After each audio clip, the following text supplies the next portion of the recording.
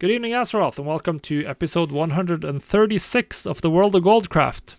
As usual, I'm your host, the Lazy Goldmaker of thelazygoldmaker.com, and welcome back to the show. If you're following along live, make sure you post your questions in chat, and I'll answer some of them at the end. If you want to support the show, you can do so at patreon.com/thelazygoldmaker, and if you join now, you'll get access to some special videos I'll be making for TBC Classic, going through the markets, how I see them, what's worked for me, and how they look on a weekly basis over the next 4 weeks. So head on over if you want to check that out. Now, today is the launch day for TBC. It's been out for 15 hours or so. The first people, the most hardcore players, are level 70 already after dungeon grinding their face off. And a lot of people, I'm sure, have been in Outland. I have been. This is the end of the stream for me today. I've been playing TBC. Not hardcore. I would not say I've been doing hardcore. But today I'm going to talk a little bit about my day one thoughts for TBC. I might try to make some predictions about how the future might look. But as always with predictions, take them with a grain of salt and do your own analysis on your own server if you want to try to take advantage of any things. So I think the first thing I've noticed, which I might have underestimated a little bit, is just from playing retail for so long or playing Shadowlands lately, is that the leveling process is quite slow. So I played for about 5 hours and I'm level 61. Of course, I didn't focus heavily on leveling. I ran all the way to Shattrath. I picked up some recipes from the vendor. I leveled the professions a little bit and ended up wasting quite a bit of time to that. And then I'm not even leveling the most efficient way. I'm just doing questing as I like. Not doing dungeon grinding or even an optimized quest route. Just questing along and enjoying the nostalgia. But that is going to have an effect on markets quite a bit, because generally speaking, like, the peak demand is when the bulk of people really hit level 70, at least if you're talking about the max level materials, max level recipes, and all of that jazz. Of course, there are hardcore players already at 70, so you should be able to sell to those, and you should be able to take advantage of there should be demand already, and all of that, but when exactly peak demand is going to be is a little bit up in the air. I think it might be a little bit later than usual, because what you've typically seen at an expansion launch is actually that on day one, the new materials are relatively cheap, and then they bounce up in price after about a day. That's what's happened on retail lately. But on retail, even more casual players typically hit max within 1 or 2, 3 days. Whereas that's just not going to be the case in TBC. I don't think that 10 hours of played time is going to be the average time to level to max, which is what it was in Shadowlands. So that's gonna move the demand curve in time quite a bit on TBC, and we'll see how that plays out. I don't think there's many people buying the people who are buying materials right now. There are people who are power leveling professions. But I think many people will be thinking, like, I'll just wait until I'm 70, I'm just going to dungeon grind, I'm going to level, and then we'll take a fixed professions once you can fly around and save time doing it like that. So it'll be interesting to see. I might try buying some more materials later today. I'll definitely be paying attention to the materials that I'm interested in. I've also started paying attention to recipes, in terms of what's available on the auction house, and I haven't seen much, at least of the ones that I'm most interested in, which is a lot of the rare gem cuts for jewel crafting. I checked the auction house for that like relatively often, or at least I've checked it a couple of times, and like I've not seen a single living ruby living ruby design recipe yet, which is the red gem, which is generally like the most in demand one, because that's main stat, main power throughput. There's also obviously going to be opportunities today in buying classic materials that are going to have useful shelf life further into the expansion. So particularly things that are going to be bottlenecks for leveling popular professions, since people will have to level 1 to 300 if they want to have the benefit of enchanting, of ring enchants at max level. They need to level 1 to 300.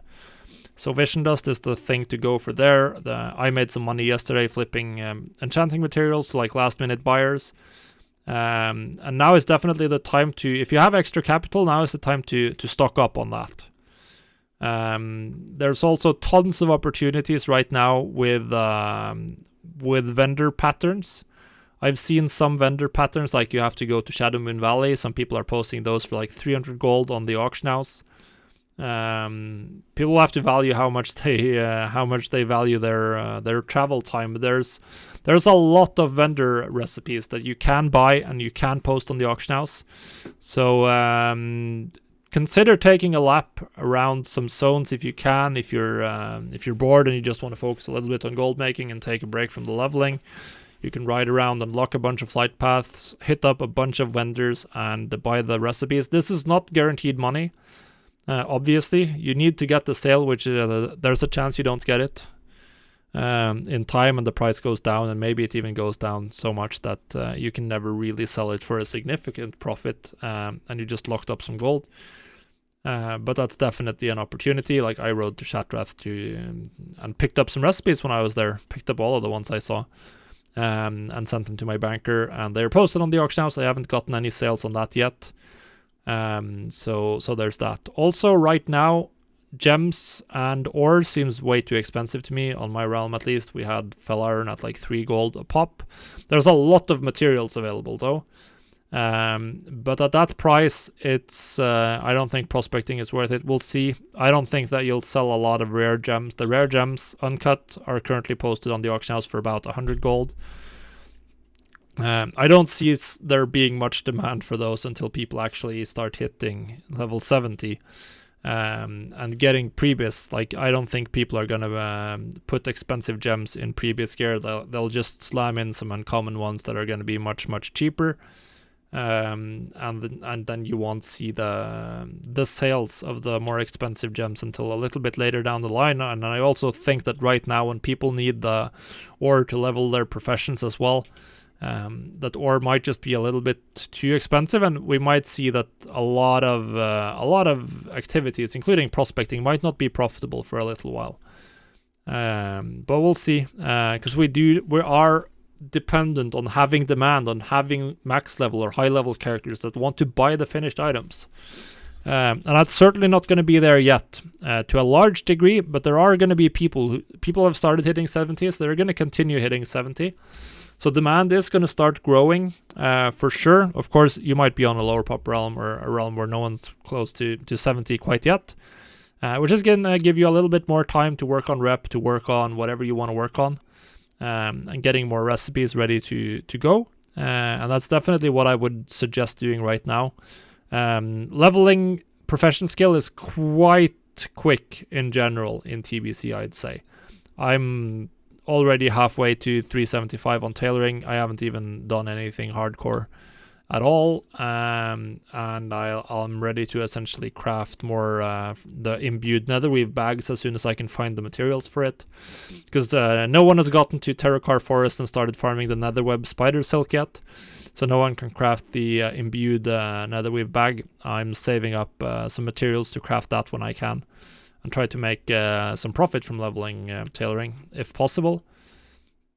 Otherwise, we'll just see. I don't think the enchanting shovels are profitable yet for TBC. When I took a look, arcane dust is quite cheap already. I think people are disenchanting a lot of greens. There's a lot of items dropping. People are doing a lot of dungeons and getting a lot of quest rewards that can be disenchanted. So we'll see how that plays out over time. Netherweave is of course also quite useful while leveling, just for bandages and stuff like that. So yeah, things have definitely not stabilized yet at all. But it's fun to be in the world and see how many players are there. And I expect demand will pick up eventually down the line. And then we can start taking advantage of the end game recipes, which is really where always most of the money is and where it's going to be. So some things you should do right away if you can. If you're a tailor, you want to level to 350 tailoring ASAP. so you can start doing the cooldowns, and you want to start doing the daily cloth cooldowns as fast as you can. Essentially, that's going to be a little bit annoying. You'll have to travel all the way to Netherstorm for one of them. You have to travel all the way to Shadowmoon Valley for one of the others. So that's going to be a little bit of traveling, but once you unlock the flight paths, it's not as bad, and I think that's something to strongly consider, like prioritizing today or tomorrow even, and just get that done. Get them rolling. It's like a 3-day cooldown or something. So once you've done it once, you don't have to think about it for another 4 days and do the travel thing. So that, considering how long the cooldown is, the travel time is actually not that significant in the grand scheme of things. So you want to do that. Other things you want to do is to just work on whatever is going to give you the recipes you care about that you want to go.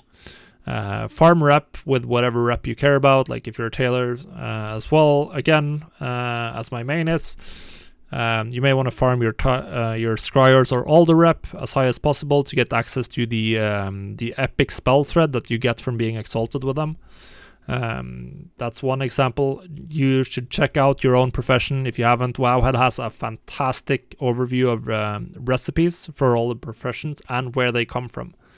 So go check that out, and you'll get a bunch of tips, or you'll get essentially the full list of professions and recipes, or the full list of recipes, I should say, and where they are, and you can start working on unlocking the ones that are going to be most important. So I think that's sort of the most important thing right now. I think you have time to get recipes. Don't think you need to have like anything specific today. I don't think we're going to see that much demand for endgame stuff. I think the people who hit 70 today are like almost going to go to bed, or they might start farming dungeons. Maybe they'll like, they won't be able to craft Spellfire for another couple of days because they'll need more alts that to craft all of the daily cooldown cloth. So it's just going to take a little bit of time to get everything going. And you can take advantage of that. Work on unlocking recipes so that you are ready. Work on making sure you have the highest level you can, and the highest profession skill you can, so you can take advantage of any opportunities that arise. I would also strongly suggest just look at prices on some of the popular or some of the new TBC materials. Check them out, particularly the ones that pertain to the professions you have. Take a look, see if there's opportunities. Maybe someone underpriced something because they were the first to get it and didn't realize that this is valuable. There's loads of opportunities there, absolutely loads of opportunities, and you wanna look for that as often as possible. Essentially, it's also very important to just keep a tab on the material price and see. To have an idea of if it's stabilizing or not, which could take a little while. I think we're gonna see a little bit of some weird markets for a couple of more days, since it's gonna be so long we'll be in leveling mode for a long time. So the player base will be a little bit spread out over the next couple of days of where they are, and then eventually, I guess in a week or so, most people who really care will be approaching 70. And we'll be starting to focus on gearing, on endgame, on getting everything rolling. Whereas for the next couple of days, people will be a little bit more spread out. And that's going to give some more opportunities to take advantage of on the auction house if you find them. So that's going to be important. But yeah, that's about it. I didn't structure this episode well enough ahead of time, since I wanted to just include a lot of the stuff that I did live. So what I've done so far, I've leveled tailoring. I leveled to 61, and I leveled tailoring to about 340. I was going to craft some imbued netherweave bags, but as I said earlier, there's no netherweb silk. I also prospected a little bit of fel iron ore, but I thought the prices of the ore just makes it not worth it. It's too expensive. It's about 3 gold a pop, and you're getting like 1 green gem, and you have small chance of getting a rare quality gem when prospecting. And so yeah, the rare quality gems are being posted for 100 gold right now, but I don't think anyone can even cut them yet. So who's gonna buy that? Maybe some stupid guy who has way more gold than sense. Yeah, there's a chance they do that, but I don't think that's gonna be super relevant. And of course, ore farming is gonna be so much more efficient once people get to 70 and get their mounts, their flying mounts. Then they're gonna speed through. So ore is something I would expect to go down in price once, quite significantly, once people get flying, and once the most hardcore players are done with leveling whatever profession they need to level. So I'm not too concerned about that. I'll just wait a little bit with jewel crafting. I don't think having jewel crafting day one is going to be that important anyway in terms of maxing it. The only thing, so I think leveling to tailoring 350 is the only thing that's like quite strong to do early on, and to get a flight path in Nether Storm and Shadow Moon Valley, so you can do those cooldowns. I think those two things are going to be very, very valuable to do early on, and there might be some other similar things to other professions, but I don't think they're going to be as important.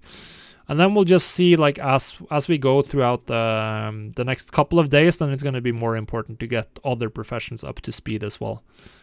But yeah.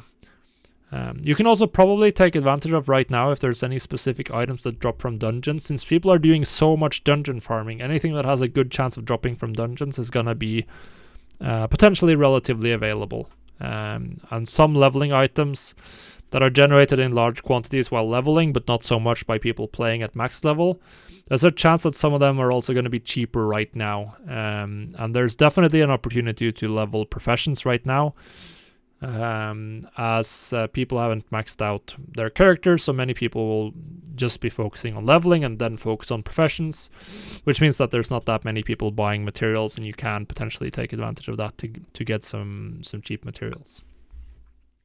But yeah, guys, that's gonna be it for this episode. I'm doing a little bit of a shorter one because I want to get back into the swing of things in Outland and test more stuff out for you guys. So hopefully you enjoyed it. If you did, leave a like or a comment down below. Subscribe to the channel, or come watch it live on twitch.tv/lazygoldmaker when I record these on Wednesdays. With that, I wish you all a very profitable week. Goodbye, guys.